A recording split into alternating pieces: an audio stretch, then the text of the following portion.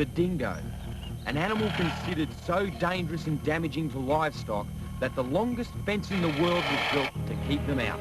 Almost twice the length of the Great Wall of China, this incredibly long fence starts in Queensland, follows the New South Wales border, and then pushes deep into South Australia. It finally ends after 5,300 kilometres, where the Nullarbor Plain meets the Great Southern Ocean. The dingo is Australia's native wild dog, a ruthless and cunning hunter condemned by farmers the length and breadth of the continent. They probably came here from Asia around 4,000 or 5,000 years ago and pushed out any competing predators. It's now the continent's largest land-based predator and one of the few natural enemies of domestic livestock. The dingo has been branded as a thrill killer. Sheep farmers say that dingoes will kill or maim every animal they can catch, when a single victim would be more than enough to provide all the food they need. There's also evidence that when dingoes kill for sport, they go for the strongest, fastest animal in the flock. And then they often don't even eat the victim.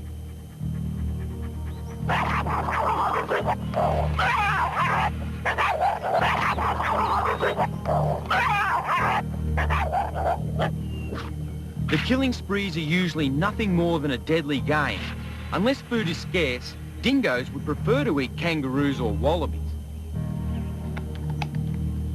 They are just as likely to leave a paddock dotted with dead or dying livestock, and then hunt down a single kangaroo for food.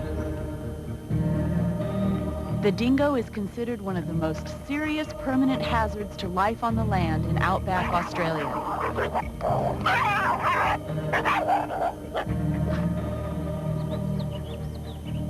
The cost to the grazing industry is more than the toll of animals killed in their raids. Because of dingoes, large areas of potential sheep land is left alone. Graziers consider the stock losses would be the difference between success or failure. Faced with such a dangerous natural enemy, farmers won't even think of trying to graze their flocks in places where dingoes haven't been controlled.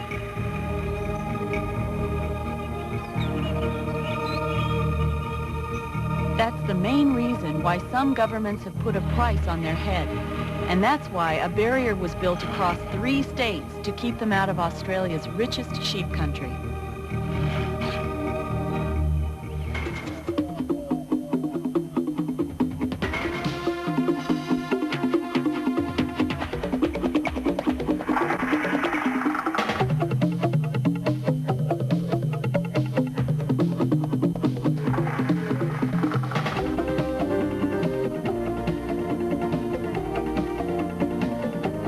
As we continue our journey along the dingo fence, we see the toll of native animals that don't understand these man-made barriers.